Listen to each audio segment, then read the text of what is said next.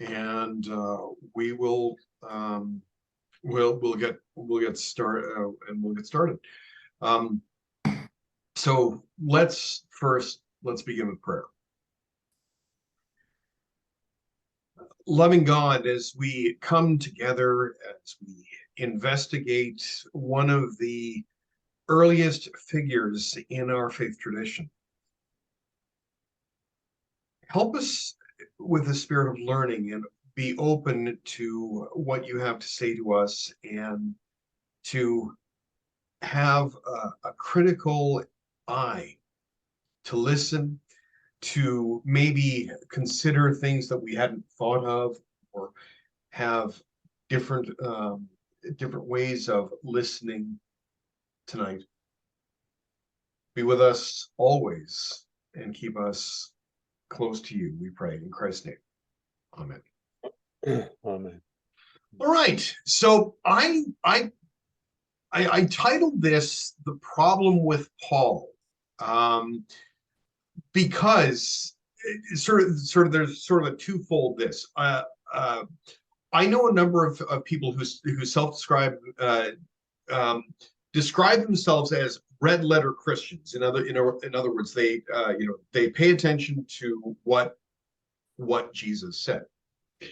In relation to those Bibles that have the words of Jesus printed in red. But the subtext of that is they also just simply ignore Paul. They just go with they just go with that.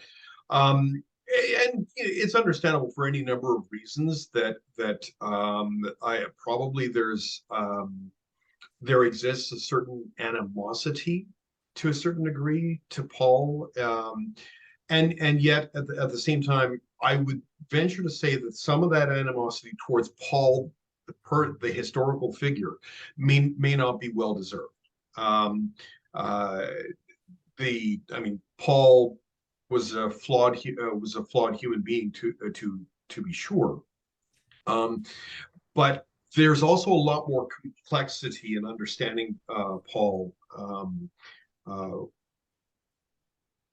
in trying to come to an understanding of who Paul was, and the challenges that we face in trying to understand who Paul was, given the material that's available to us, because not necessarily all the material that is available to us that says it's from Paul is from Paul, for example. And we'll get into that. But what I wanted to do is, as I always do, is just give you kind of a broad overview as to where we're going, and that's today. Today is more or less, this is the introduction. Some of this, if for those of you, and many of you were part of the the Evolution of the Bible series, a lot of the material from today's session specifically draws from that. So some of this will be a review, but we're going to be specifically looking at Paul. But then what we're going to be doing through most of this is we're going to be looking at the writings of Paul, specifically the writings of Paul to begin with, like what Paul wrote, and focusing on the early writings, the middle of the middle time writings, and the end. Now, most of the writings here we're roughly focused on just a single decade. So like from the first writing to the last writing, is roughly a 10 to 12 year span of span. So it's not like we're dealing with decades here. We're dealing with just years, but over a given time. So next week is the early letters, and you'll see what those are. Like I have those more specifically down. You'll see a little bit later. Then there's what I refer like mid-career, then late career, and then week 5 is more or less talking about the legacy of Paul. I may split that into two and actually add a week 6 that we do Paul's Legacy Part 1 and Paul's Legacy Part 2. Partly because I was looking at the material and just how that kind of unfolds. What I'm going to be largely focusing on is Paul's actual writings, things that he actually wrote himself. Whereas Paul's legacy is stuff that is either attributed to Paul or stuff that's about Paul. Is more in the later, and that's what we're going to deal with in week 5. Of course, this just I didn't double check my animations, but one of the things that this is more or less as a reminder is that despite where they come in the Bible, the letters of Paul are at least undisputably the earliest intact Christian writings that we have. And yes, well, Jesus, of course, predated Paul, and the sayings of Jesus predated Paul. I mean, that's you pretty much have to take that as a given. The Gospels, as we currently have them, came after Paul, and in some cases, probably even the earliest one came at least 6 to 10 years after Paul had finished his writing, and maybe even 6 to 10 years after his execution. And even the statement of his execution can be problematic because, like, from a historian's point of view, there are things that tradition tells us that we don't actually that we can't make definitive statements on because from a historical point of view because of different reasons. So I'm trying to be a little cautious around that. And so what we have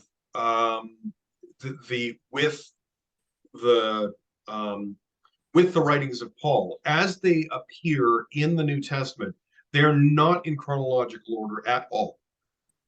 Not even slightly. There's no attempt to make them in chronological order. I mean, there's even, for example, when we kind of get into the weeds a bit, is that some of the letters themselves aren't actually intact letters. They're actually several letters kind of smushed together, and even then, those aren't in chronological order, even in the book, which might account for a couple of things. That's really confusing to read. So again, this is called the problem with Paul. So we're going to be working through a lot of this. So, for example, any of the writings of Paul from Romans on down to Philemon, they are based on how big they are. Just simply, how large is the book? The biggest one goes first, the smallest one goes last, and you just kind of work your way down from there.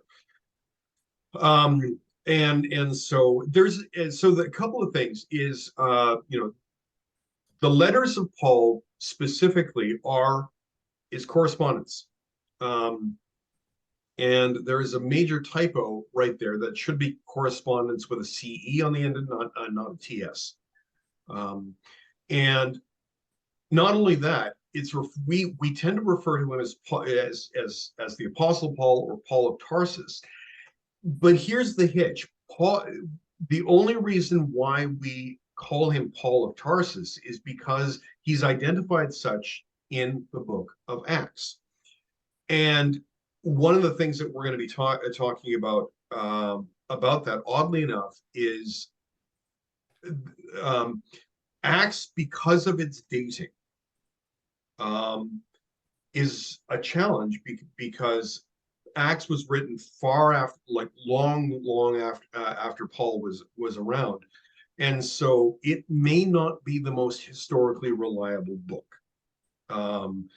And we're gonna get into that a little bit more in terms of if you're looking at the different pieces of material and we are trying to understand Paul, the historical figure, you assign a certain degree of priority to each of the writings. And we're going to get into that in just a second. But here's a couple things that we know, like according to Acts, like even if we go with Acts, according to Acts, he is traditionally referred to as someone who made tents. Um, and I'll get it, you see my little caveat there. Um, but here's one of the first problems with Paul. People who make tents generally were not literate.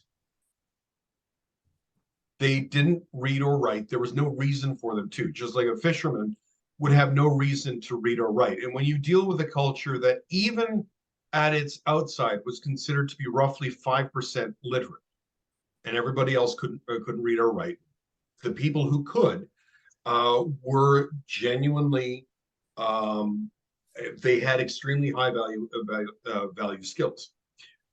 We know from the writings of Paul that he could write. He wasn't like, well, he apparently did dictate to a scribe at one point or another. He did possess the ability to read and write himself.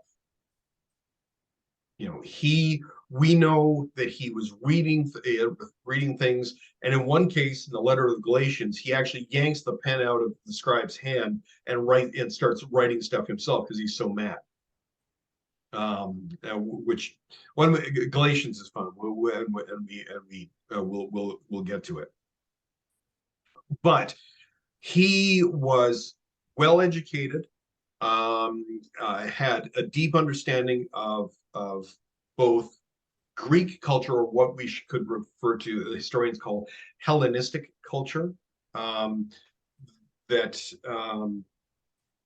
and he was well known with that. But of course, he prided himself on being well schooled in first century Judaism. He self-identifies as a Pharisee, for example. And again, that's from Paul's own writing. He self-identifies as a Pharisee, which is kind of again, thinking of problems, is the Pharisees in the Gospels are treated as bad guys. But keep in mind, Paul wrote his stuff long before the Gospels themselves were written. And so for him to say, like there wasn't this conflict. He was going, well, aren't the Pharisees bad guys? He self-identifies as a Pharisee. So one of the things that is a possibility here is that the word that is translated as tent maker, at least into English or into most Western languages, is that he was one who prepared hides. And well, it's kind of like, well, he made tents because you make tents out of hides, like animal skins. But there was something else that were made of animal skins that, of course, in an age of paper, that we don't even consider is that paper, as we know it today, didn't exist then. Like the Egyptians used papyrus, which was early paper making. But generally, when it came to writing, we know from the Dead Sea Scrolls, and we know like even well into the Middle Ages, that surfaces upon which you wrote were made of animal hides. So in essence, he was that is the high probability that in fact Paul himself was a scroll maker. That he prepared hides, and that would be a profession in which one would be expected to read and write. So, that's more, that's more in terms of the balance of probabilities. That's probably more likely, even as tradition tells us that he was a tent maker.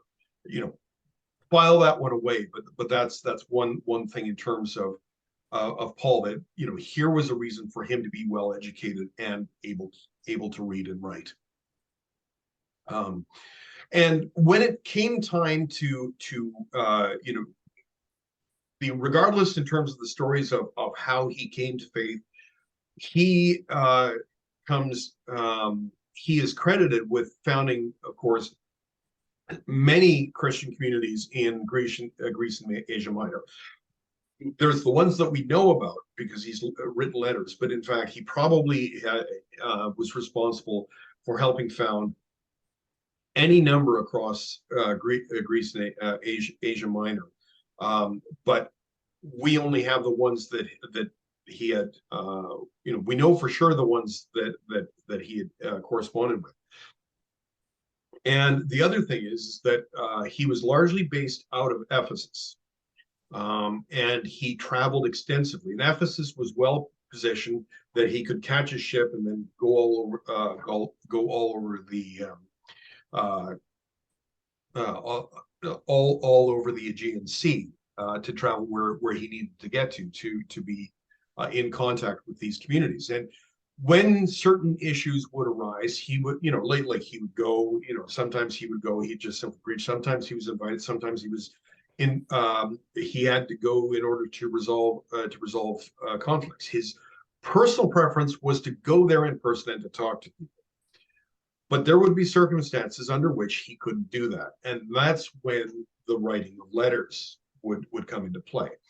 So, and so we have this is that in the exchange of correspondence, he would go and visit, but if he couldn't, he would write a letter.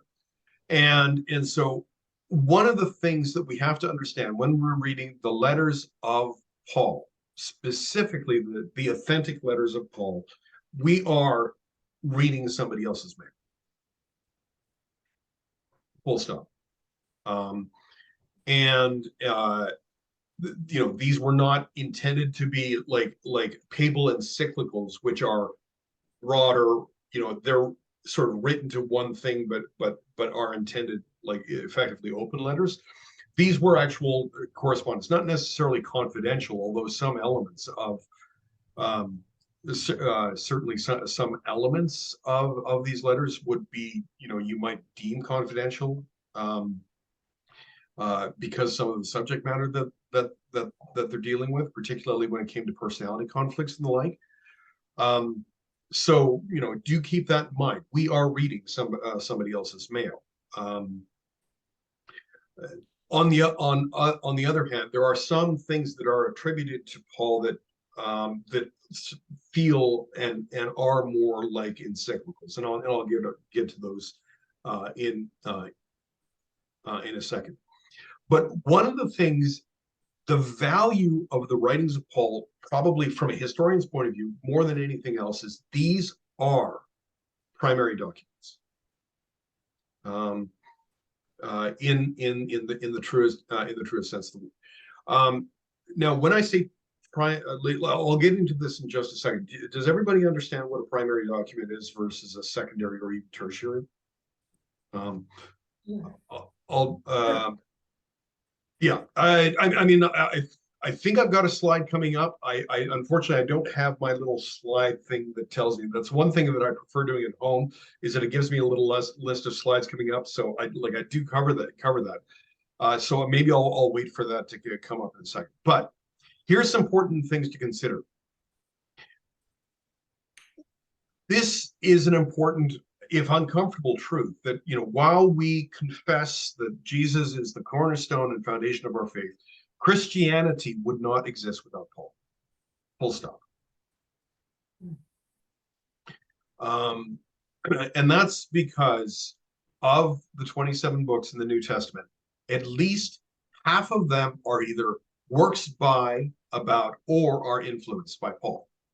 And so if you broaden it out, in fact, all but 6 of them can claim some sort of direct or indirect link to Paul in some way, shape, or form.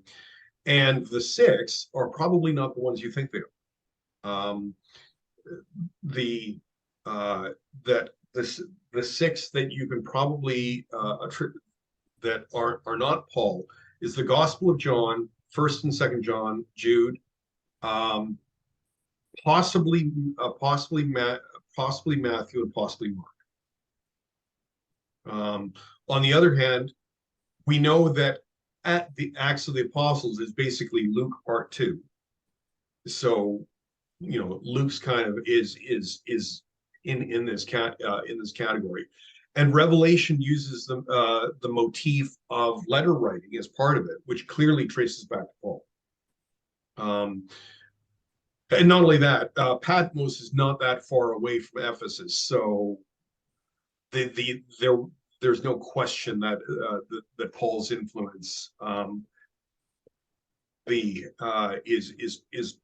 is somewhat present in Revelation, even if John of Patmos kind of goes off on a different pattern, but that's from the last one.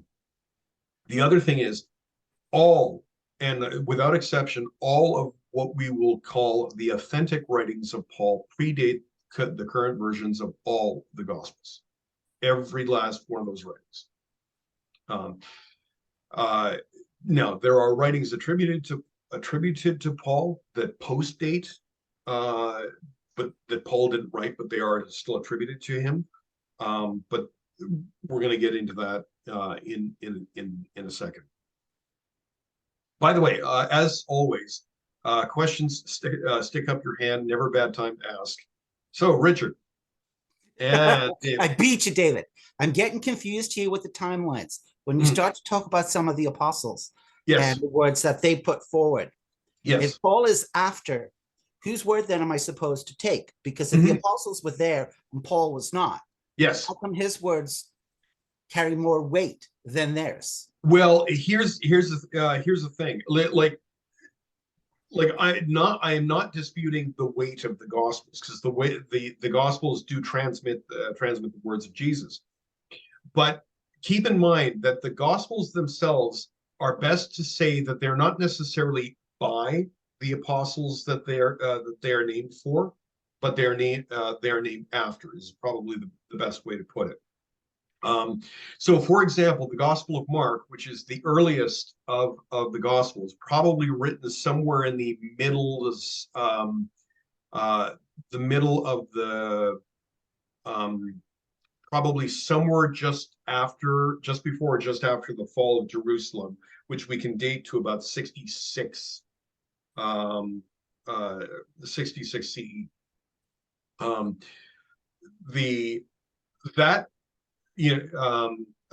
Whereas Matthew and Luke are almost a decade and a half, if not 2 full decades after the writing of the Gospel of Mark, and John's even later.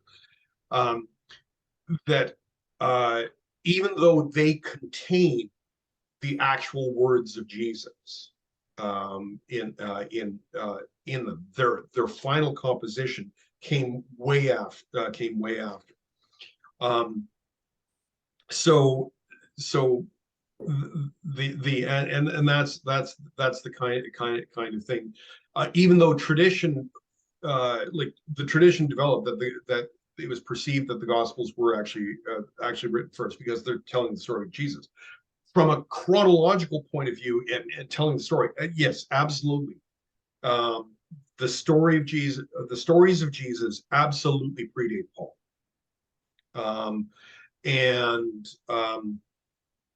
But in terms of their current form, and I want to make that distinction. The stories of Jesus, the passion narrative, the sayings of Jesus, all predate Paul.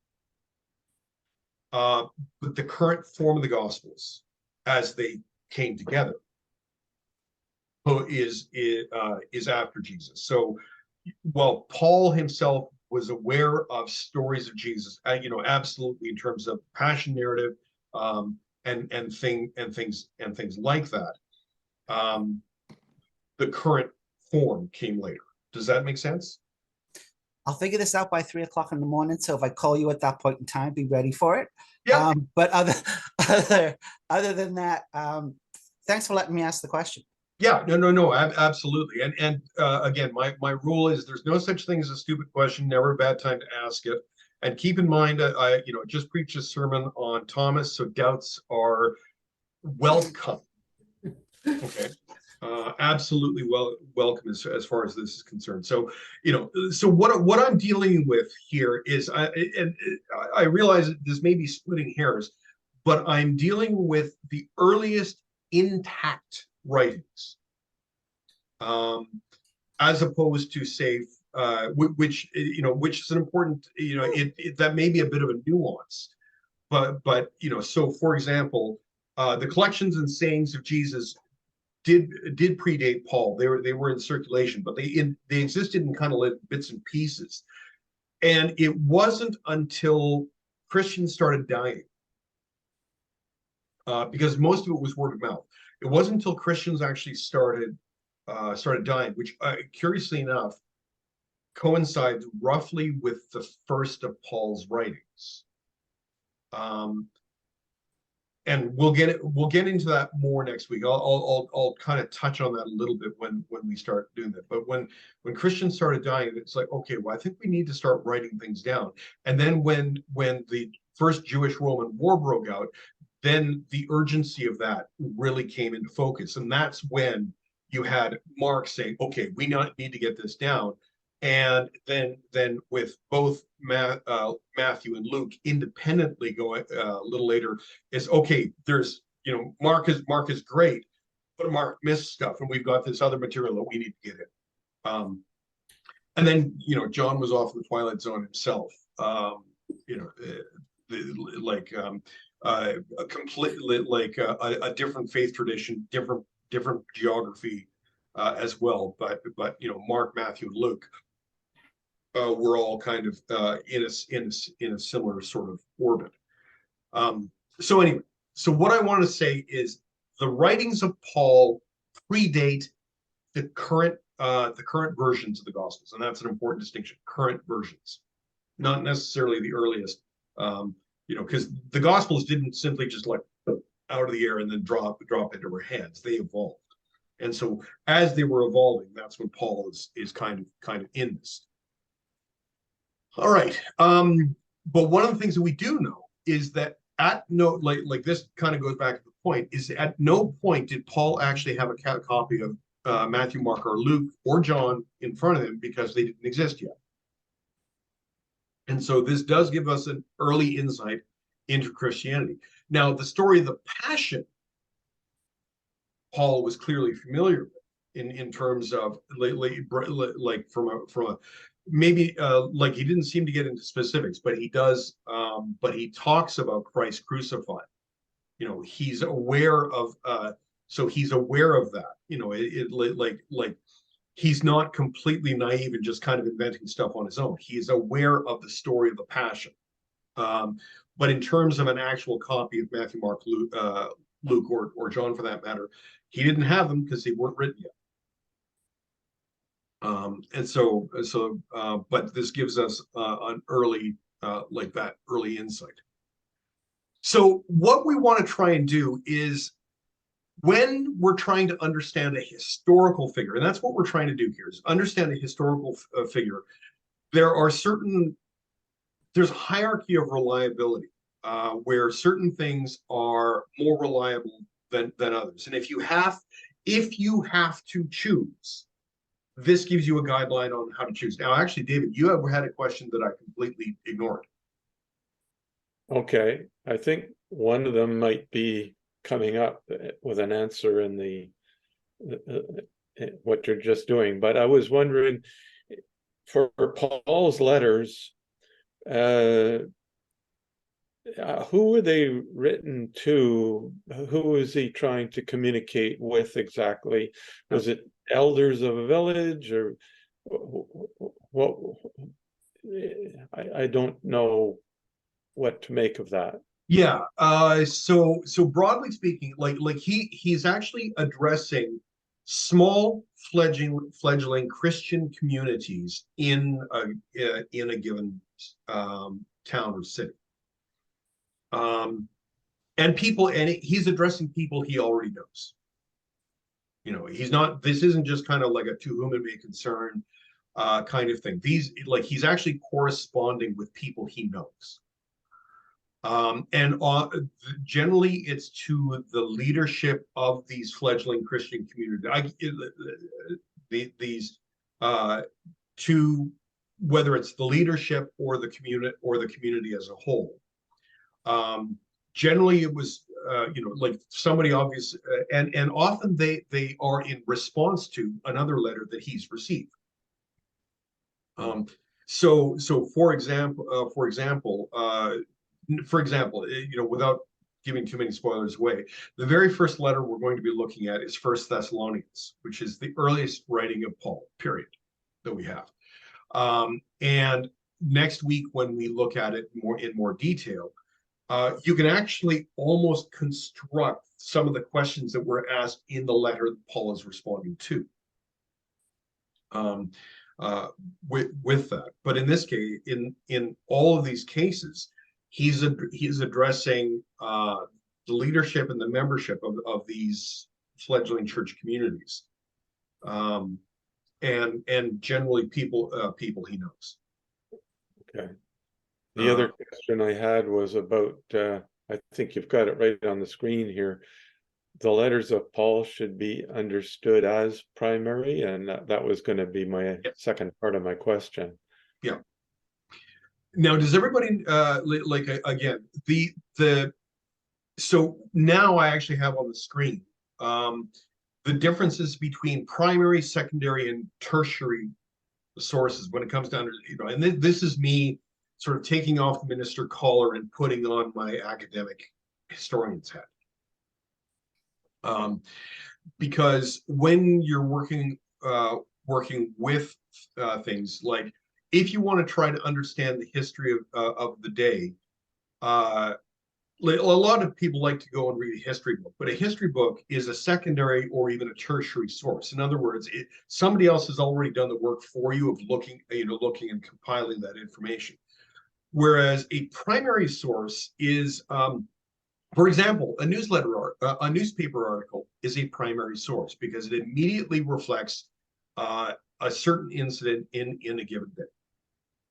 When I was doing military history, another official, another primary source that I looked at is that I can't remember the exact title of it, but the one thing that the English were very good at, especially during the First and Second World Wars, were they actually kept sort of official histories, but what they were actually daily logs of kind of what happened.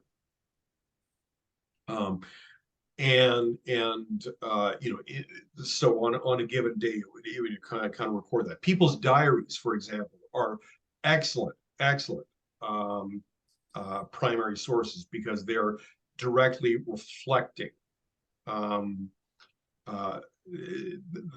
what they're currently experiencing. So it's one of the reasons why the diaries of Anne Frank are so important as a historical document, because they are primary sources, a primary experience of the experience of persecuted Jews in Germany. And so, whereas a secondary source is where you start taking some of that material and kind of compiling it together, and then and almost offer like arranging it into a narrative and that kind of thing. So for example, if you think of the sayings of Jesus as being a primary source, the Gospels, on the other hand, would be secondary or even tertiary, for example, because what they've done is they've taken all that material and arranged it in a way that is useful. Tertiary sources, on the other hand, is when you get into, not only do you have the compilation, but you also have analysis and reference. So, for example, the Gospel of John would be a good example of a tertiary source. Because what you have there is a book filled with wonderful theological reflection, and as opposed to the primary sayings of that. Now, granted, they're especially Matthew, Mark, and Luke, when they have, they're including the sayings of Jesus and arranging it in an order in terms of telling a story. The primary thing is, their primary venture there is a theological one. So, it sort of is on the border of secondary and tertiary sources, but there is primary material in there. So one of the things that we can actually say about the authentic letters of Paul, and I have to say that the authentic letters of Paul would be considered as primary, whereas the Acts of the Apostles, on the other hand, falls into the same category as the Gospels, as being secondary or even tertiary. So if you have to make a choice between something that appears in Acts and something that appears in the authentic writings of Paul, and you want to understand who Paul is, you always go with Paul's own words. And so if there is a contradiction, you know which one to pick. Like, for example, curiously enough, one of the most famous stories about Paul is on the road to Damascus, and he has this conversion experience where he's, blinded by light. Jesus says, why are you persecuting me? And there's this whole little sequence where, he's taken in, and his sight is restored, and he gets a new lead, and he becomes a disciple of Jesus. Curiously enough, Paul himself in his writings makes no reference to that at all. There's nothing there. He does talk about having a divine experience, but he does not make any reference to being on the road to Damascus at all. So that's one example. That's not necessarily to discount the story of the road to Damascus, but Paul doesn't reference it. And you would think that Paul might reference this a little bit more. So again, it's in that given that choice, and again, that's one of the problems with Paul.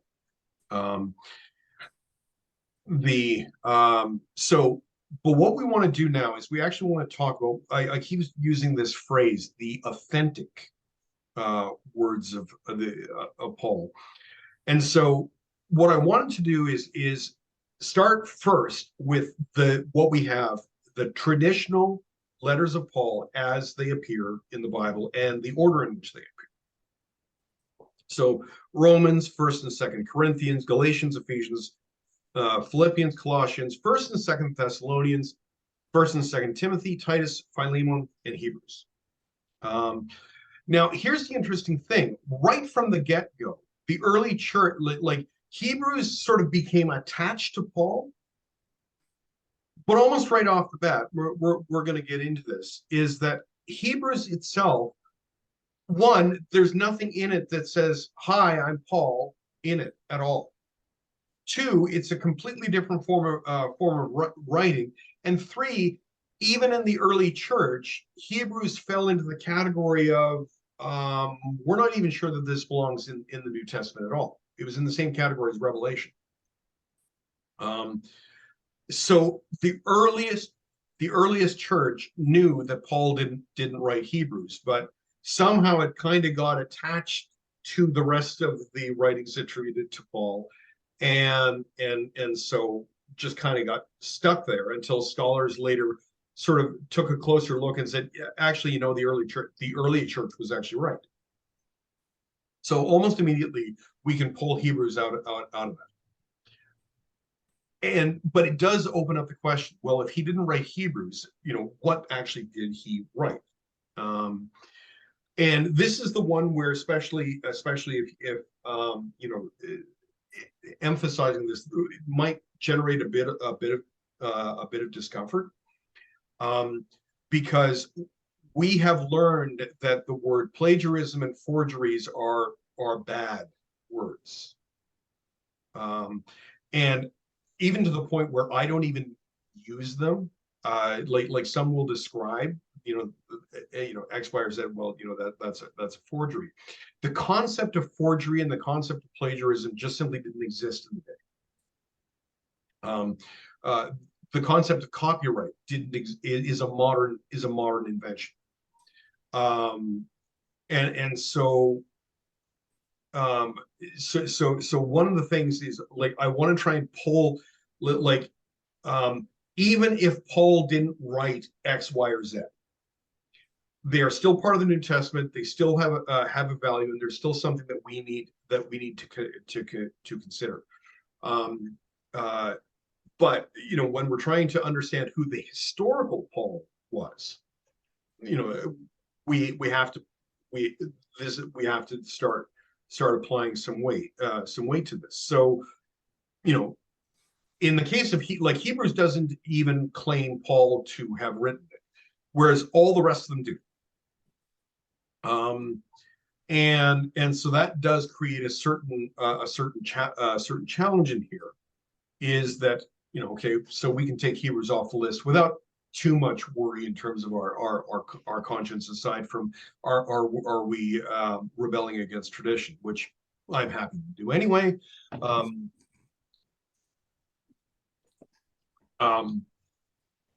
But it's also kind of understanding where certain things. And so when people wrote, when people wrote under a pseudonym, it doesn't bear the same kind of baggage today. Where someone makes it knock. We use the term knockoff, forgery, all kinds of pejorative words, the negative words around that. It wasn't there, because quite often people wrote these letters. Okay, I'm going to back up a little bit. As many of you, I don't know how many. I've spoken about my late father a number of times, and yes, he was a church organist, but his day job was an English teacher. And I remember, like I went to the same high school that he taught at. I never took any one of his classes, but because he was the department head of English, his influence was very clear on the other teachers. So some of the curriculum that I took, he wrote. But a fairly common teaching technique that my dad used, and I know of others, even when I was in elementary school, they would use something that, if you were this historical figure, write in reaction to this event from their perspective. The idea was to show whether or not you understood the nature of that. Effectively, some of these writings that we run into that Paul may not have that are attributed to Paul that may not fall into that kind of category of saying, okay, a new situation has arisen. What would Paul say? This is almost like, how many of you are familiar with there was something that was roaming around in evangelical circles more commonly about 20 years ago. What would Jesus do? Have you heard that phrase? What would Jesus do? Well, effectively, what some of these writings attributed to Paul is, what would Paul do? What would Paul write in this new circumstance? And so that's effectively what some of these are, because some of the problems that the early church started to deal with were things that Paul didn't deal with because they didn't exist in Paul's time, but they still had to deal with them. And so they would go back to, well, how would Paul have dealt with this? And then that's where some of this emerges. And so, if anything, these are done out of respect and homage as opposed to fraud. And that's a very important distinction, because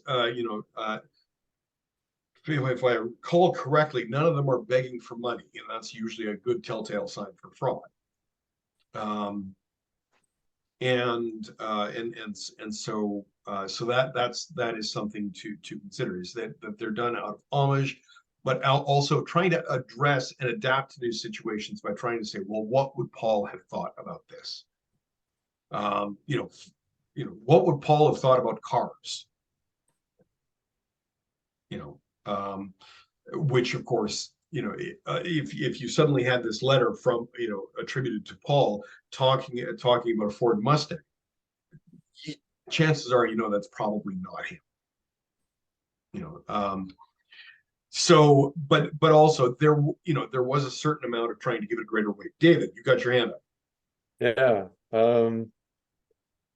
Who would be who are the people who would even ask that question?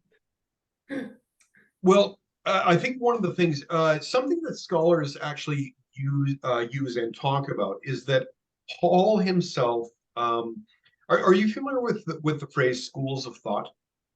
Yes. Okay. So the best way to describe it is that Paul was so influential. Those that he influenced, in terms of those early churches that he helped found, in terms of all of those the early churches, the early communities that he was associated, of course, valued his opinion and respected his theology and adopted his theology. And broadly speaking, scholars use the term Pauline, the Pauline school. So people who followed Paul also adopted his theology. And so the people who would be writing these were people who were very much in the Pauline school. As opposed to the other one was the Johannine school. In other words, the element of thought and the process behind the development of the Gospel of John and the letters. So what you have here is people who were may have been students of Paul, people who knew Paul directly, who understood his theology, or the ones who would come much later are people who valued who Paul was, maybe not necessarily fully understood his theology, but were effectively paying homage to him. That would be probably the better way of putting that. And so again, the part that's going to make us feel uncomfortable is the idea is that using the phrases forgeries or plagiarism or that kind of thing. And what I want you to do is, even though yes, it is important to say, plagiarism is bad, and forgeries are not a good thing. In terms of, but usually plagiarism and forgeries are done with a certain degree of either malice or self-serving, where most, with a couple of small exceptions, within these aren't self-serving. What they're doing is they're actually putting a hypothetical situation and saying, well, how would Paul have dealt with X, given what we know? And that's effectively what they are. Or in one particular case is, I need the Coles Notes version on Paul's theology. Can you give that to me? And at least one of the books attributed to Paul, Paul didn't write, but it is the best summary of Paul's writing. And that's Ephesians. So Ephesians Paul may not have penned Ephesians directly, but it is thoroughly his theology.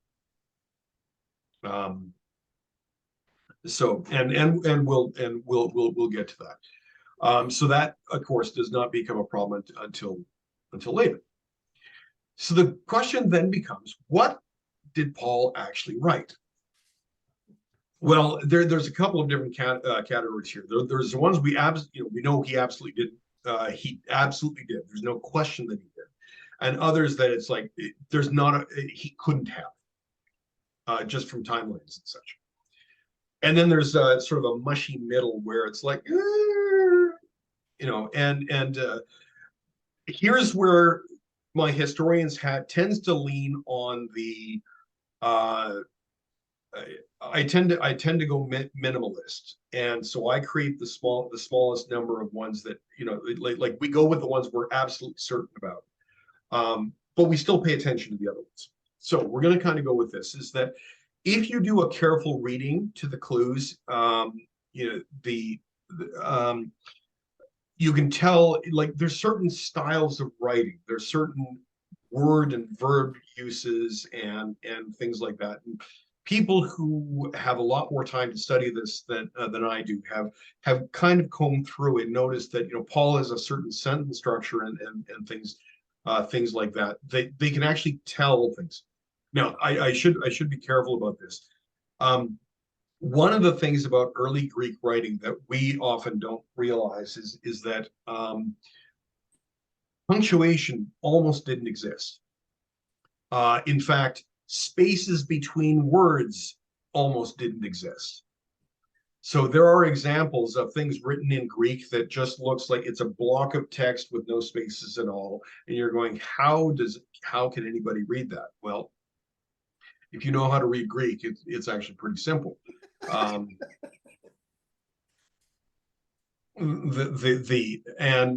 Speaking as someone who can barely read Greek, I don't agree. But at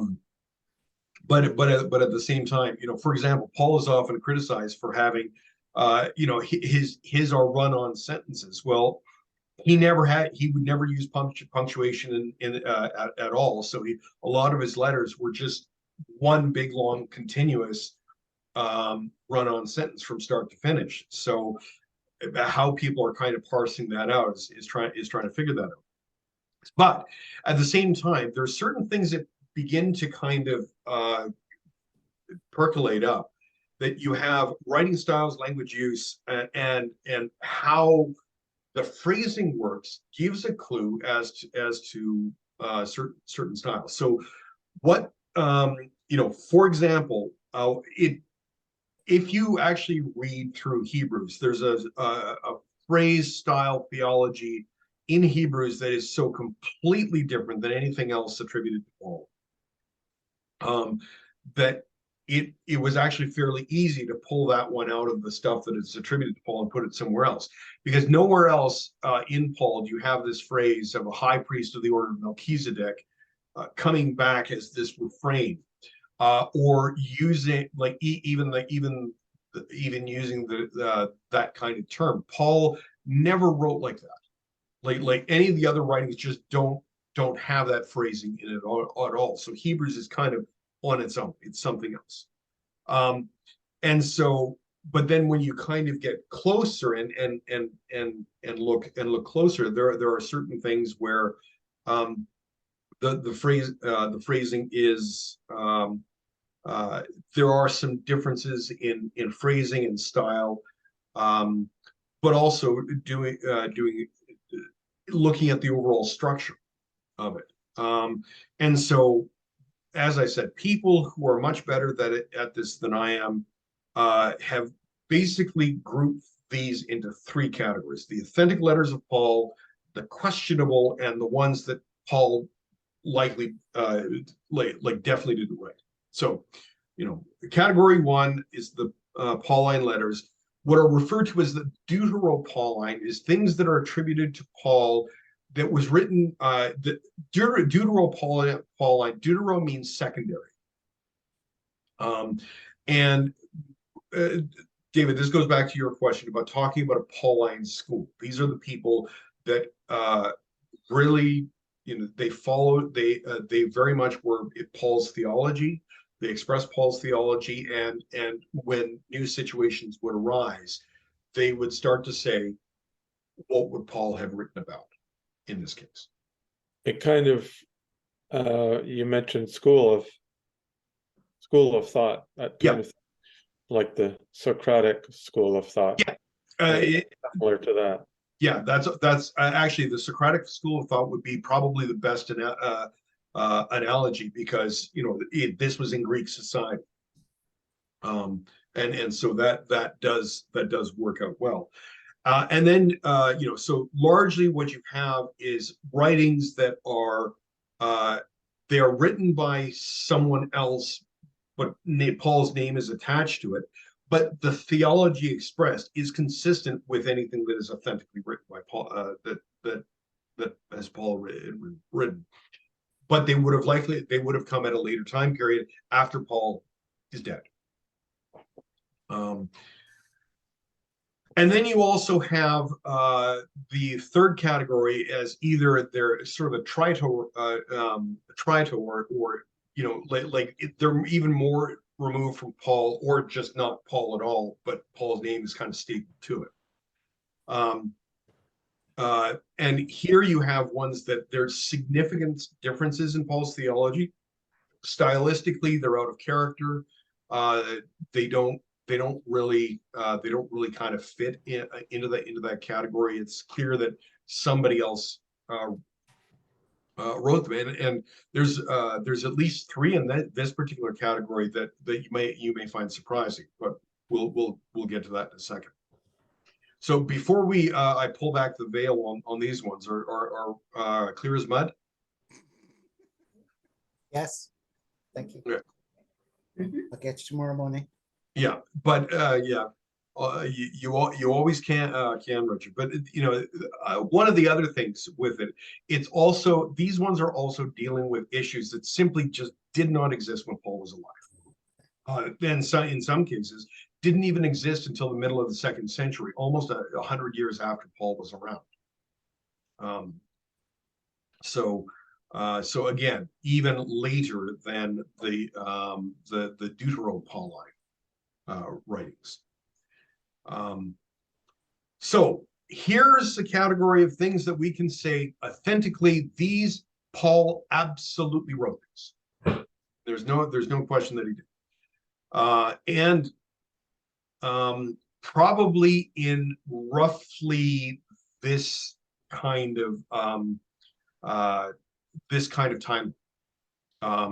The earliest one is 1 Thessalonians, Galatians, 1 Corinthians, Philippians, Philemon, 2 Corinthians, and then Romans. The Romans being 1 Thessalonians being the first, Romans being the last. Notice that 2 Thessalonians isn't on the list. Okay. So what we now have is, in addition to that, we also have the ones that are that definitely they resound theologically with Paul very, very well. But there are certain characteristics of them that scholars have said, Paul probably didn't write these for any number of reasons, but they still reflect Paul's theology. And in this case, Ephesians, Colossians, and 2 Thessalonians. The 2 Thessalonians, if you read it carefully, is actually almost a word-for-word copy of 1 Thessalonians with slightly altered, slightly addressing a different circumstance. Colossians, on the other hand, bears a lot of similarities to Galatians, but it has some other elements to it. And Ephesians, on the other hand, is like the grand summary of Paul's theology all in one place. In fact, one of the other reasons why is apparently in the earliest collections of Paul that got circulated, Ephesians was actually the first book. And in some respects, it's kind of like a cover letter. Here's a summary of Paul's theology, but done in the style of letter. The trouble is, it's not, if you read it carefully, it's not actually a letter. Whereas the ones in like that, and that's the other thing. Ephesians and Colossians don't look like letters, whereas everything in that left-hand column look and feel like letters. And then the Trito-Pauline, or the non ones, are we've already talked about Hebrews, but 1 and 2 Timothy and Titus, what are referred to as the pastoral epistles, are very different in style and form, and they also address situations and theological crises simply did not exist in Paul's time and didn't exist until much, much later. There is an interesting school of thought that the author of the Gospel of Luke may have actually written First and Second Timothy and Titus. Possible. We are going to deal with all of these in some capacity because, like, regardless of where these ones fall, with the exception of Hebrews, Paul's influence is all over all of these. But it's how strong the influence is. Whether it's Paul himself, people who follow Paul fairly closely, or others who, a couple generations later, would come in with that. So one of the reasons why, okay, we've pulled Hebrews out already, and so we're not even going. This is a leftover slide from one of my earlier presentations, so we're not even going to deal with Hebrews at all. And so, but on the other hand, First and Second Timothy and Titus, the vast majority of scholars, like there are some scholars that will still say, Paul did write them, but they tend to be on the more fundamentalist side of the spectrum. But most, the vast majority of scholars have, agree that Paul didn't write these because, the language, the style, the sentence structure, everything about them just is not consistent with anything else.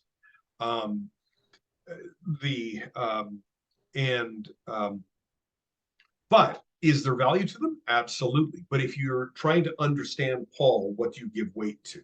And again, you want to lean towards what Paul authentically wrote.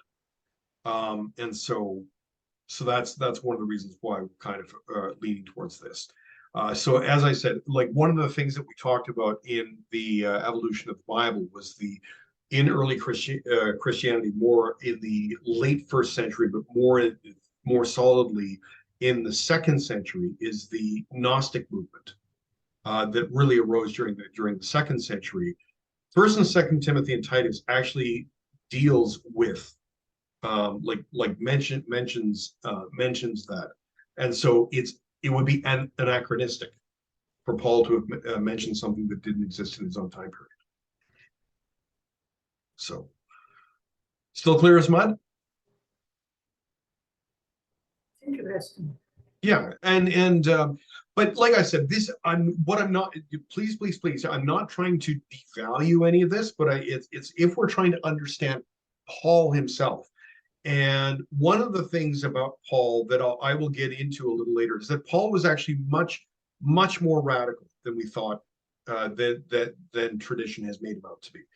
And because the Deutero-Pauline and the Tridentino-Pauline materials actually work to domesticate Paul's radical nature.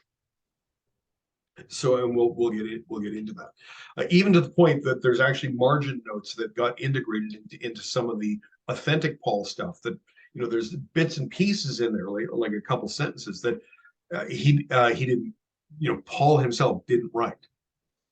So one of the reasons why Ephesians, and I sort of explained this a little earlier, that Ephesians, Colossians, and Second Thessalonians are considered to be in the Pauline school. They were written by people who shared his theology, and what would Paul have written? Is more that given circumstance. But you have Second Thessalonians updates First Thessalonians, and one of the things when we get into it next week, Paul's theology also evolved from his earliest days to like the difference in Paul's theology and letters that he did write between First Thessalonians and Romans evolves, and you can actually see it in his writings.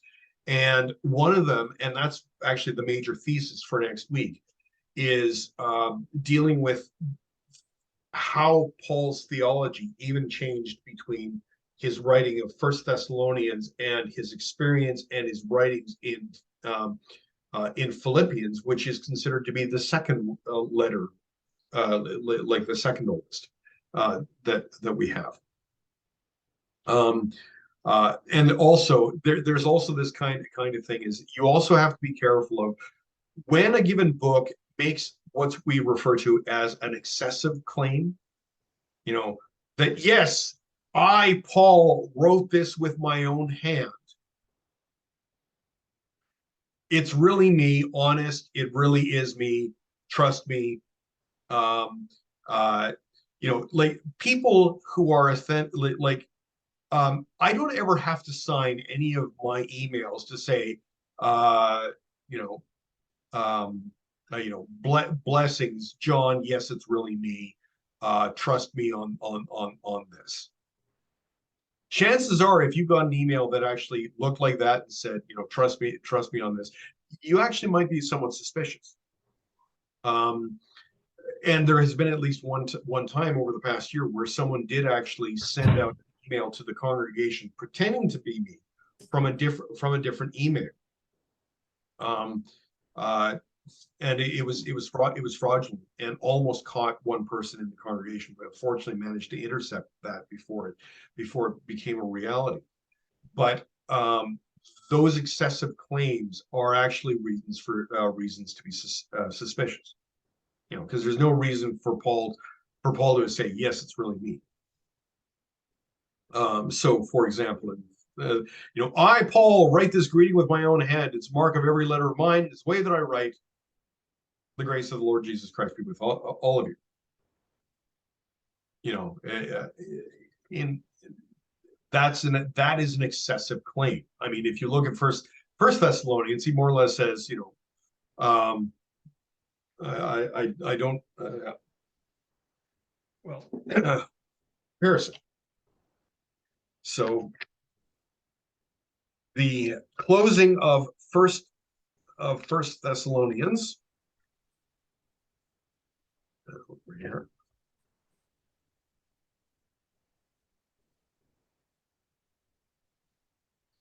Okay, so First Thessalonians closes.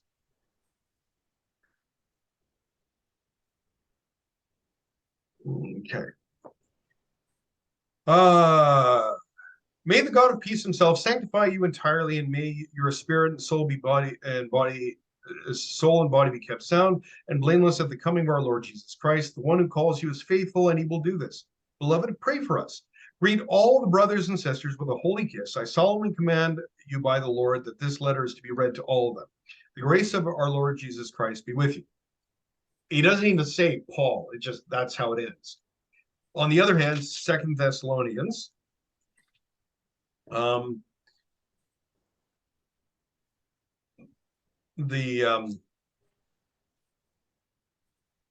take note of those who do not obey what we say in this letter. Have nothing to do with them, that they may be ashamed. Do not regard them as enemies, but warn them as believers. Now may the Lord of peace himself give you peace at all times in the ways. The Lord be with all of you. I, Paul, write this greeting in my own hand. It's the way that I mark in every letter of mine. It's the way that I write. The grace of our Lord Jesus Christ be with all of you. You know, it's an like where the other letter just simply you know, it ends with a greeting and is done. This one is like excessive. Richard. Okay, but for a man of his time, why would anybody want to, in any way, shape, or form, want to send out a letter inspiring to be him anyway? I mean, because I doubt Christianity was that big a thing at that specific point in time, even though it was taken off. Yeah. But for somebody to try and pretend to be him would seem exceedingly stupid. Yeah, well, or put it this way, there was no if there was a profit motive, it certainly wasn't there wasn't enough there. But in this particular case, I mean, in early Christianity, Paul's writings, you know, especially after the fall of Jerusalem, Paul's writings began to carry more and more weight. So the further you got away from Paul, the more weight it carried. And so at the time that Paul wrote, no, it wouldn't have carried that weight. Whereas a generation or two later, it would. that, like, for example, one of the things that we do have an approximate idea of is around the time that Revelation was written in the mid-90s. The total population of Christians across the Roman Empire was about 6,000, give or take. Which means that probably around the time that Paul himself was writing, on the other hand, by contrast, if you're kind of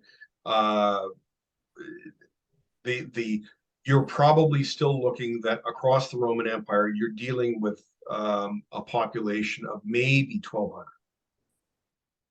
And so, Paul is not dealing with a lot of communities, but as that begins to grow, so does the influence and the weight that carries. And so therefore, when you get into someone who wants to say, yes, like wanting to attach Paul's name to it and pretend to be that, it's at a time when Paul's name is actually carrying more weight than it did when it was first started.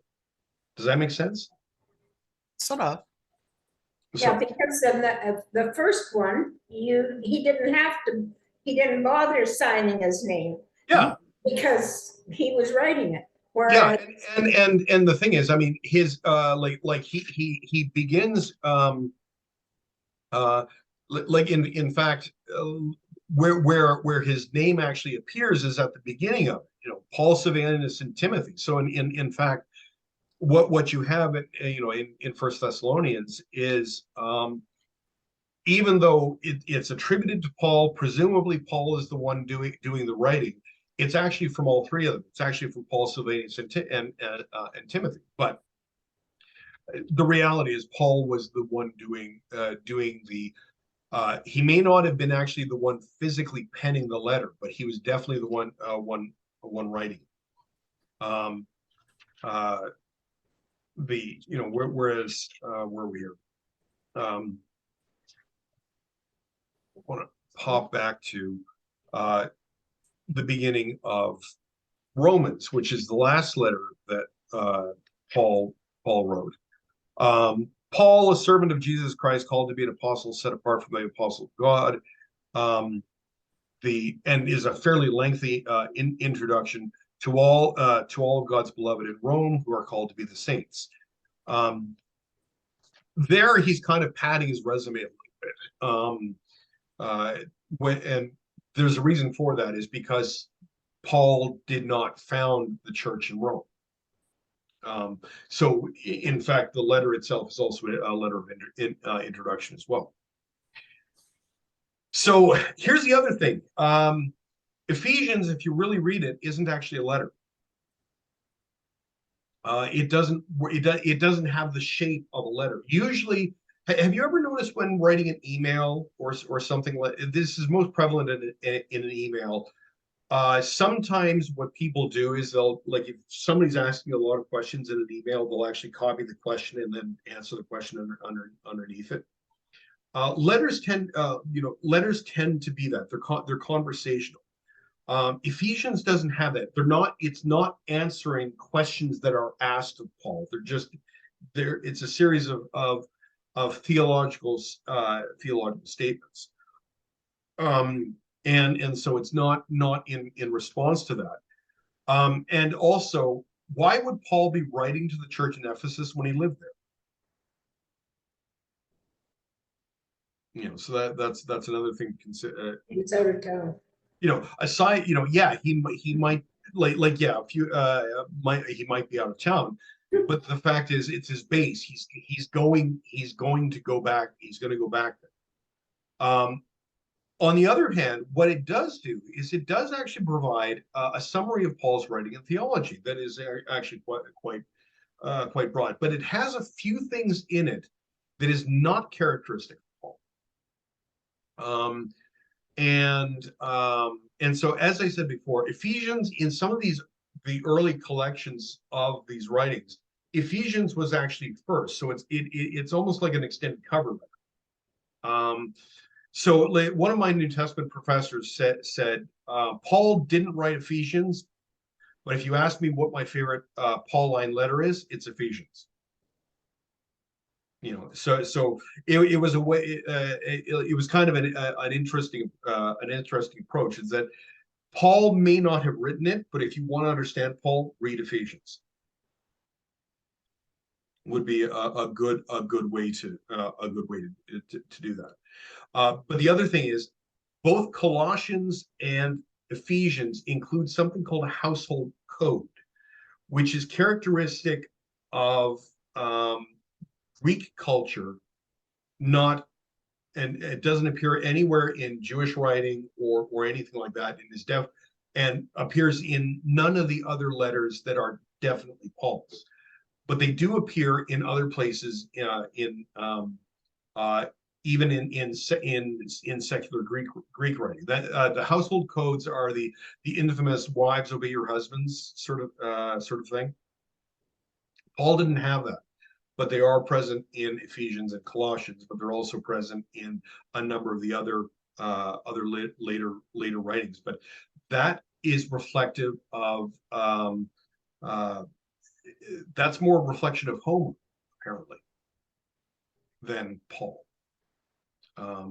So that was another clue that's going, okay, these have these household codes. Now, it's interesting that Ephesians kind of riffs on that household code and applies Paul's theology to it, unlike the other ones, which just simply have this this basically obedience list. Whereas in Ephesians, it's expanded and modified. So the other thing is that now the one that is kind of on the borderline, did Paul actually write it? Did Paul not write it? Is Colossians. And this one's a little harder because it does read more like a letter, but its phrasing is different. And these are this is more the reflection on scholars who are much better at reading Greek than I am have kind of made this assessment. But this is the one where scholars are much more split. Did Paul write it? Did he not write it? Well, if he did write it, where would it go in that timeline? But if he didn't write it, where does it fit? But one of the things that kind of tips it towards the non-Pauline is that it has that household code like Ephesians does, and it's less and even then it's actually it's in there fairly straight, and so, but that's the primary clue that Paul may not have written it. But the household codes are characteristic of later Christian writings and are seem to be an adoption, like a pulling in from Greek patriarchal society. Marilyn. Yes, well, you're saying how different some of these things are, but wouldn't it be that when Paul was writing when he was younger, he would have different views, and as he got older, that he made things more clear and that, or changed how he thought? Well, sort of the timeline that we have on that is we know that Romans was the last one he wrote, because he wrote it just before he traveled to Rome. And what Paul wanted to do, and this is getting a little bit more into his history, is that Paul wanted to go to Rome and use Rome as a base to actually travel and found churches in places further west. He wanted to go to what is now modern day Spain and to bring the gospel as he understood it to found. He wanted to use Rome as the base, but then travel to Spain, to where what Romans would call the barbarians would live. Oh, by the way, everybody's familiar with the term barbarian. You know where the term how they developed the term barbarian is. That was the Roman or Greek way of imitating how they thought that the Gauls and various Germanic speaking people, how they perceive them to talk, that they that their language sounds like bar, bar, bar, bar, bar. And so they called them barbarians. That's where that word comes from. Is it imitating somebody else's speaking. So now, so what we have, is, if like Marilyn, you're not wrong. He did evolve in his theological outlook. He became more mature in terms of his understanding, and that is actually one of the things that we are covering in this course. And the span of that is going from First Thessalonians, which we know is his earliest writing for various reasons, and the last one is Romans, because of when because of what he was planning to do. But we also know he never made it past Rome. That he was imprisoned and possibly, well, he like tradition has that he was executed, but he may have actually been one of the victims of Nero's purge in 64. That he got caught up in that, but tradition has it that Paul was imprisoned in Rome and executed by beheading. But again, that's more tradition in terms of that. Now, here's the other thing: is that the other thing that is also characteristic of Paul is that the letters themselves are actually rough. There's not a refinement to them. Ephesians is refined. Colossians is a certain degree of refined. Even Second Thessalonians has a certain refining to it, as do some of those later letters. Whereas a lot of the writings of Paul are actually they're actually rough. Like run-on sentences. He gets angry.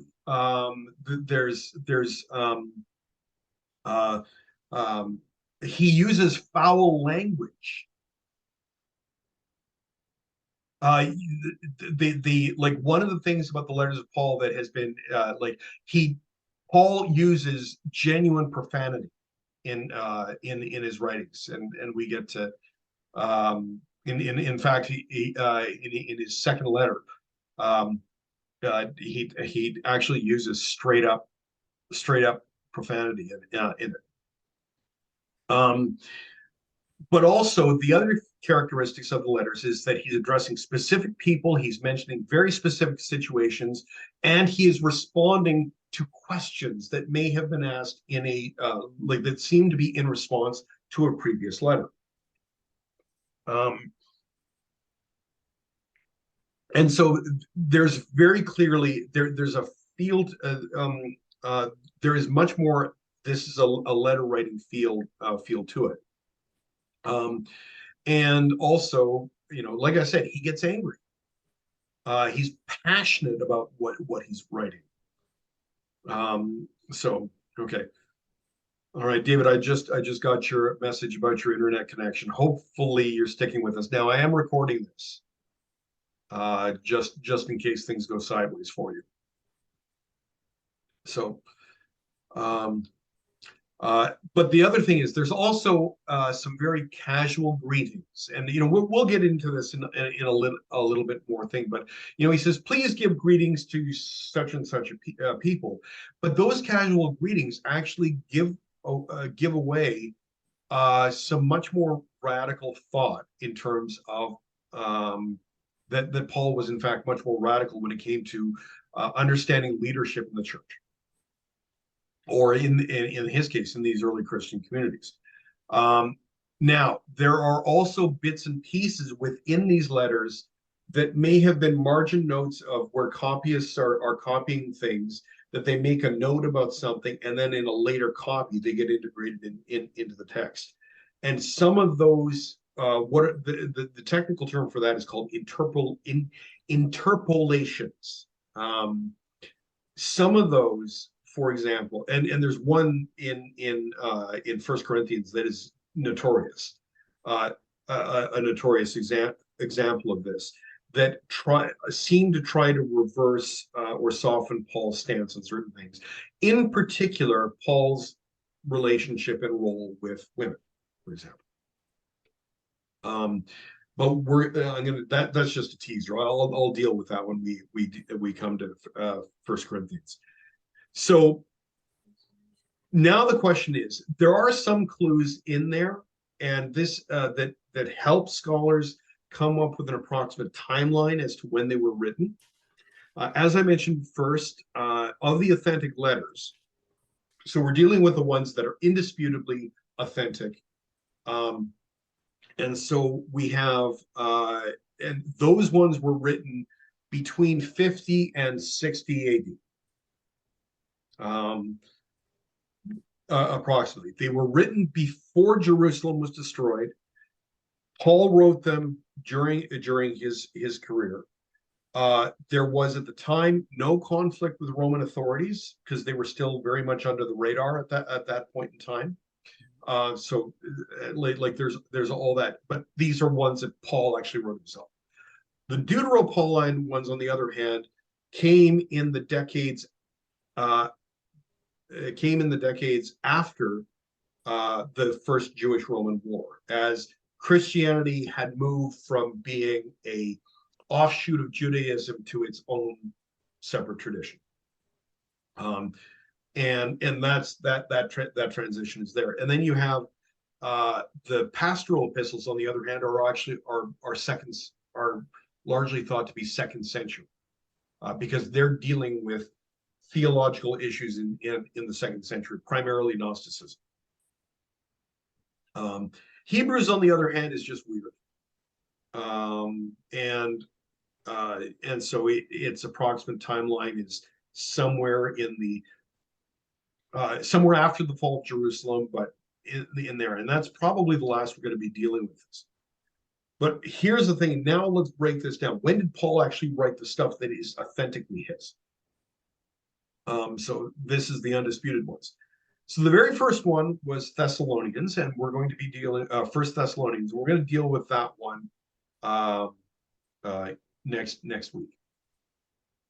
And then Philippians, probably some like this. There's a little wider range in this. Is that it's probably roughly 2 to 3 years later. It could have been as late as 60. But there's a lot of elements that seem to push it more towards 54. Scholars like to try and give things as wide a berth as they can, just because if they're wrong, they can be wrong. It's like close counts and horseshoes and hand grenades, kind of thing. On the other hand, Galatians generally is somewhere in that 54 range. On the other hand, 1 Corinthians is somewhere around 54, 55. So there's a lot of ones right smack in the middle of the decade. Philemon, on the other hand, tends to be more towards the end. One of the things that I need to double check. I've got a friend who actually has written a book called Rethinking the Dates of the New Testament. And he pushes everything earlier. But generally, when you date something at about 50, you're dealing with something that is written from roughly 17 years after the crucifixion and the resurrection of Jesus. So there's about a 17-year gap. So some of these you might be able to push in earlier, but scholars tend to kind of rest things a little further. On the other hand, 2 Corinthians is later. You have 1 Corinthians and 2 Corinthians. Just because they're called that doesn't necessarily mean that was the order in which they were written. In this case, it does. But there's some elements of Second Corinthians that makes it a little bit more interesting that we'll deal with when we get to it. And then of course Romans being the last. This is an approximate dating. So, and again, here's, why are some dates like down to the year, and why are some of them a little bit more, a little broader? And that's because some of them, in fact, we know, for example, First Thessalonians, Galatians, First Corinthians, Romans, and Philemon are intact, start to finish letters, and they are intact. And if you notice, if we go back one, the ones that are we know to be intact, completely intact letters, that's when you have the tighter date, the tighter time. On the other hand, the other ones are actually maybe a collection of fragments of smaller letters. So Philippians and Second Corinthians, for example, where there is a wider date range on it, that they may in fact actually be a collection of collection of fragments. The most obvious one is the starting at chapter 10 in Second Corinthians. All of a sudden, you just have this complete tonal change. It's still Paul writing it, but it bears no sort of cohesiveness to the sentence that comes before. So it seems to be that you actually have a group of three writings kind of like kind of put together, like a group of fragments that are kind of put together. Similarly, Philippians seems to have that kind of thing attached to it as well, that they may actually be, in fact, instead of one letter, that they're actually more than one, just under one banner. And so that's also why the wider time, time range. So you have Paul having written them, but they are in fact smaller works. Now, here's the other question. Did Paul write anything else? And the answer to this is absolutely he did. Do we have them? No, we don't. Because we know in the letters themselves that there are references to other letters that he wrote. In my previous letter, well, we don't have that. So, for example, apparently there was a letter that Paul had written to the church in Corinth before First Corinthians. That there was an earlier letter. We don't have that. One's been lost to history, unfortunately. We don't have that. But Paul references. There is also something to refer to as the letter of tears, or the severe letter, that is referenced in the Second Corinthians, that must have come between First Corinthians and Second Corinthians. However, there is also a possibility that chapter 10 and the words that are there are in fact this letter of tears that Paul references, and hence the fragment. That it's like, oh, we found it, and then they added it. So that's we may have that, we may not, but a letter of tears. And if you look at the anger that Paul has in I think it's chapter 10, 11, 12 in second Corinthians, that may actually be this letter, but we don't know for sure.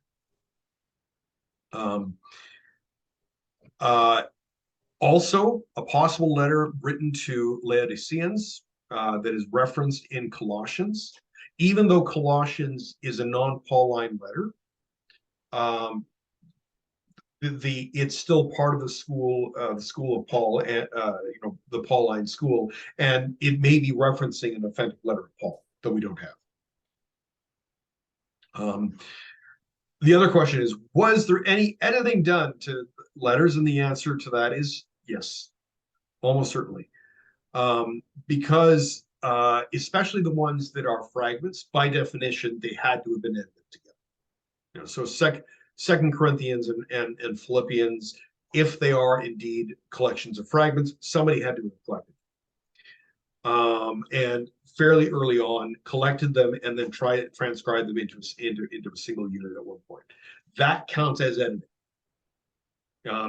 One of the things about ancient documents and editing is that they try to avoid, like today, if you when you submit something to an editor, they're free to do all kinds of things to it.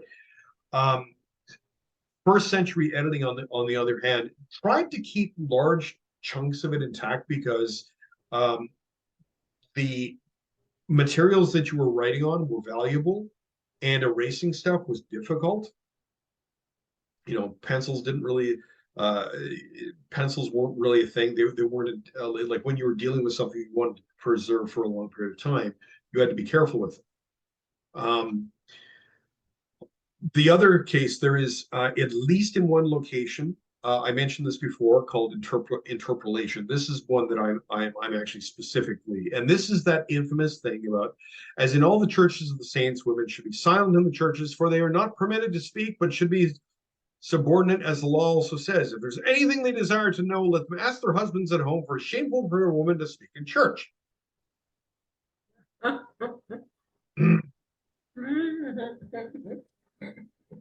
This has been used as a battering ram to not allow women's ordination for more than 1,000 years.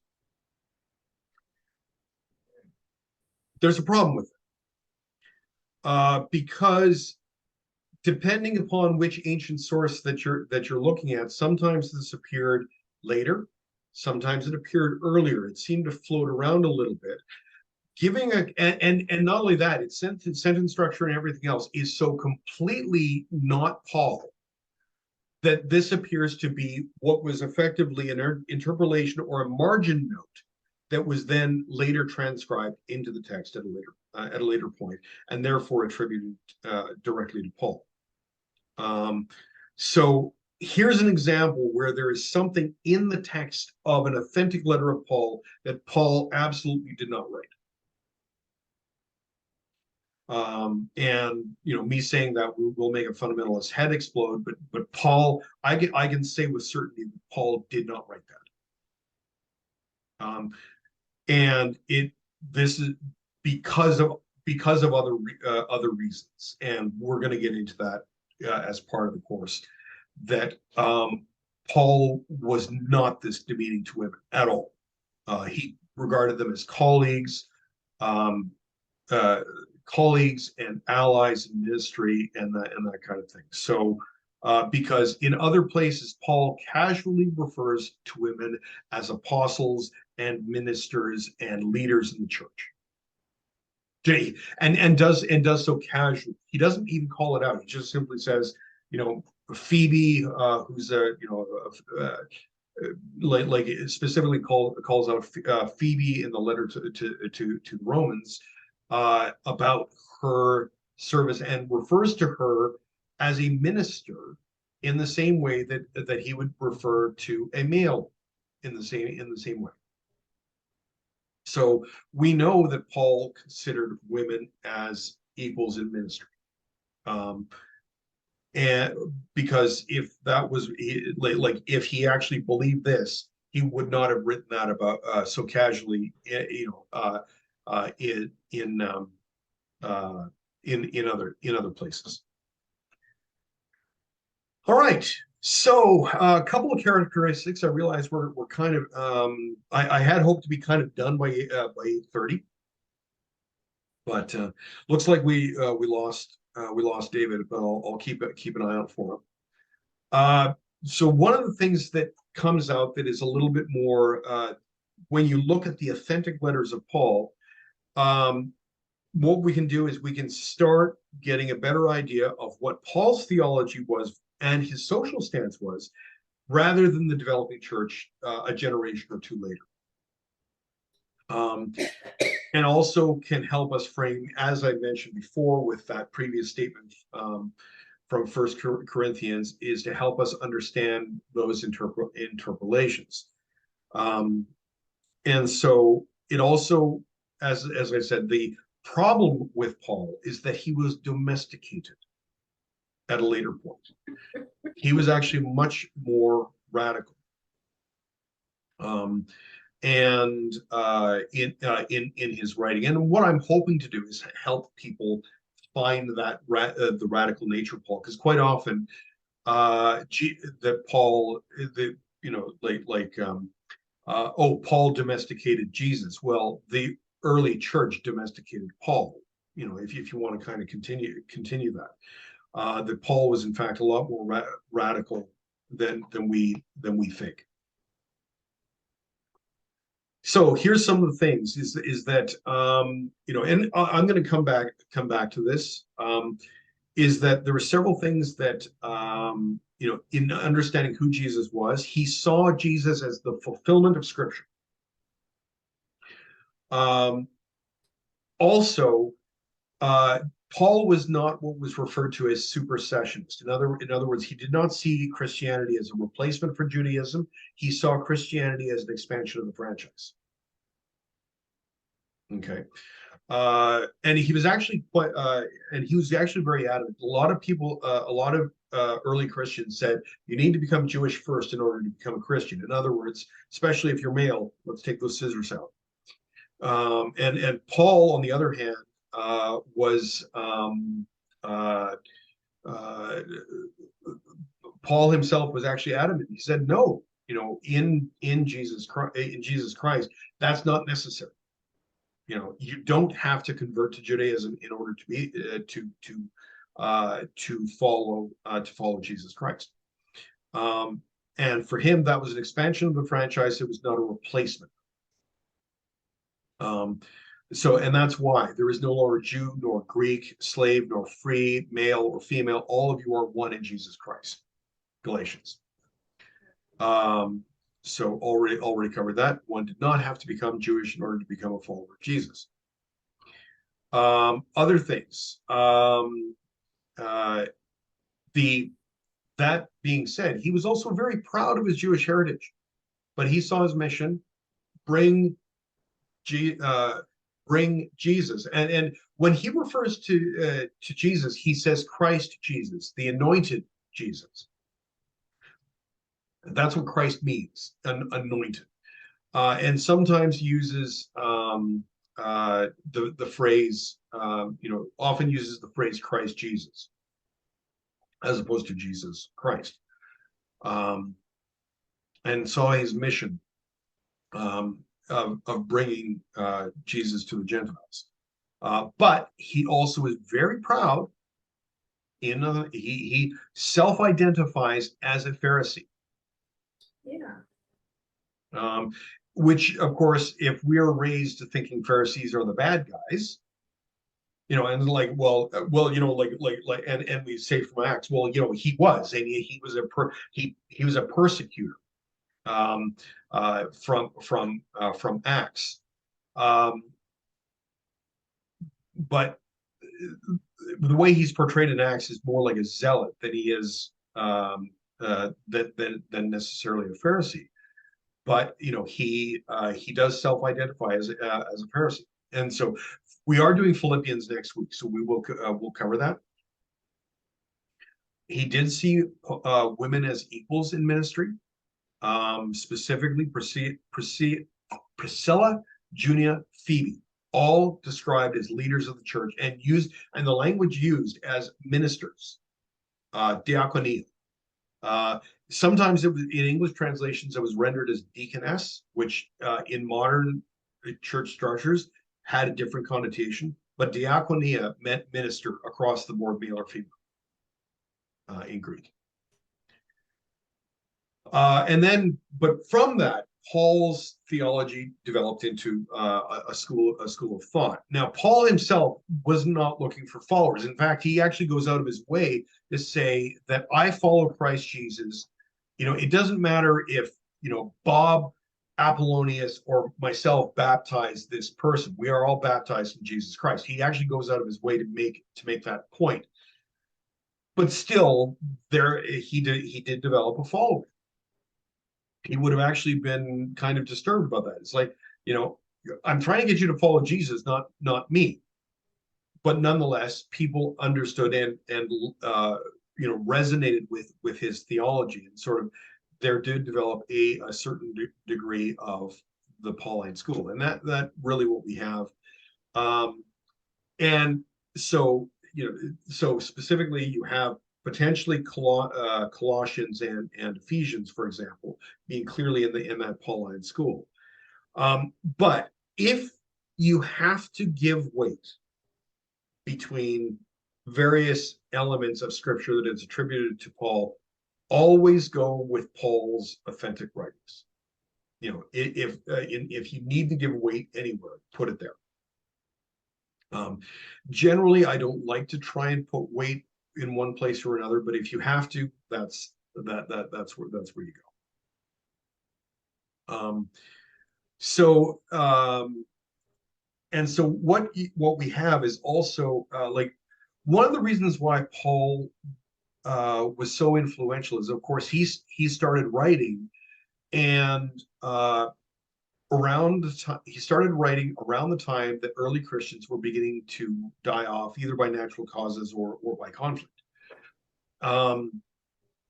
And so because he kind of he was one of the first to put words to writing, there developed an early following. That's one of the reasons why he was so influential. And that is one of the reasons why so many of the books in the New Testament are by him, are attributed to him, or clearly bear an influence of some sort. And like I said, Paul himself was trying to say Jesus is the focus here, not me. So Paul probably would have had actually mixed feelings about how that kind of how that panned out. Because he kept trying to make the point. It's not about me. It's not about Apollonius, which was the name of another to say. It's not about the ones that he referred to as the mutilators of the flesh, or Judaizers. It wasn't about who baptized who. We are all one in Christ. And then, of course, coming back here, and what about Acts? And again, one of the reasons why we're not I am going to be talking about Acts through this, but one of the reasons why it does not help us learn who Paul actually is because this is kind of are you familiar with the term fan fiction?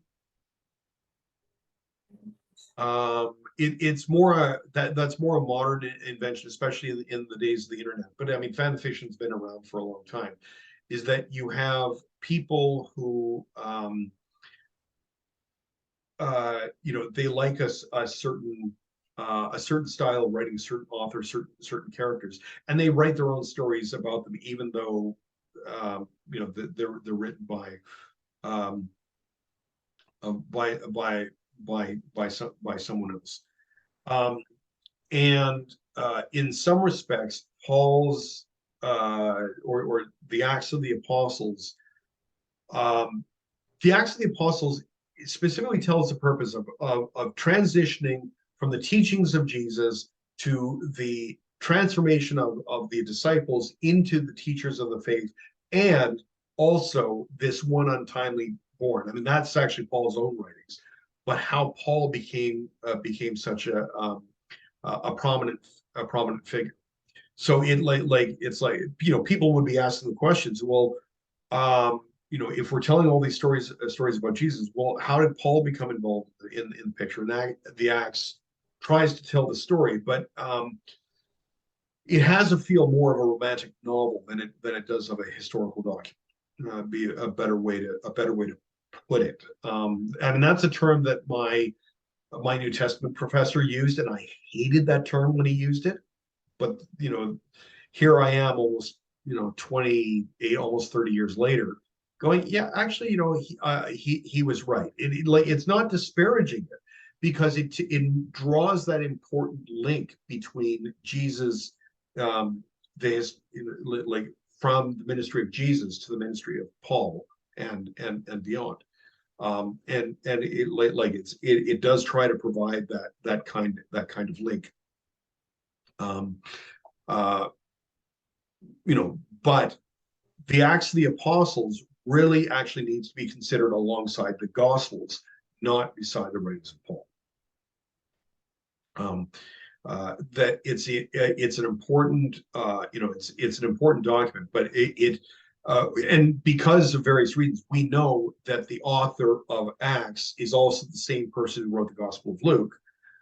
So therefore, even just in that category alone, Acts belongs more with the Gospels, even though it does talk about Paul.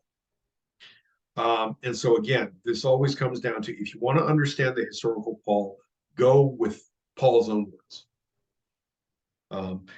And so that's the main thing. There's a lot of nifty stories about shipwrecks and prisons and all those kinds of fun things.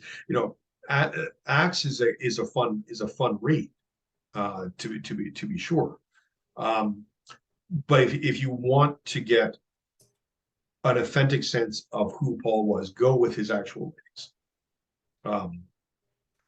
If you have to give it weight in. I will still read, like there's still lots to mine in Acts. I mean, how the early Christian communities behave are a model for ministry. I mean, this is not discounting Acts at all by any stretch. But if you want to know who the historical figure Paul was, go with his writings. So next week we talk about the early career, and so pick one of 1 Thessalonians, Philippians, or Galatians, and if you have time, read 2. I mean, 1 Thessalonians is short. It'll take you 10 minutes to read at best, whereas Philippians and Galatians tend to be a little bit longer. But I mean, it's not much more of a time commitment. Look for similar themes and look for differences.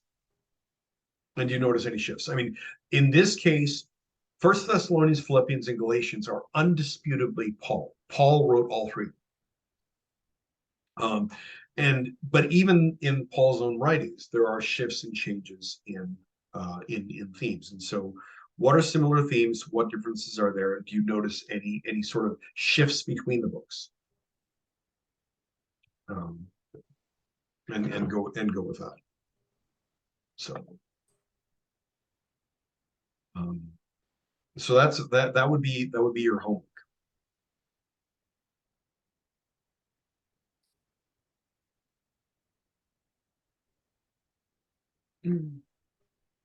So, any other questions or like?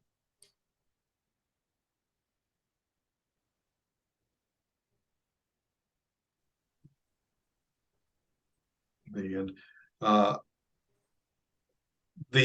This will take probably about a half hour or so to process the video after I stop recording it. So tomorrow morning I will upload this video and share it. And as before, the video itself will be unlisted, but the playlist will be public. So and that'll be the point at which for people to access it. And we can go from there. All right. Okay. So thank you for coming. And I'm gonna just stop recording. Well, here I'll just advance that to there, and stop recording now, and then I'll close the meeting after that. So, whoops, there we go. Still, wait, I'm still recording. I stopped the share. I didn't stop the recording. Now I have to. Where are we here? Where are my controls?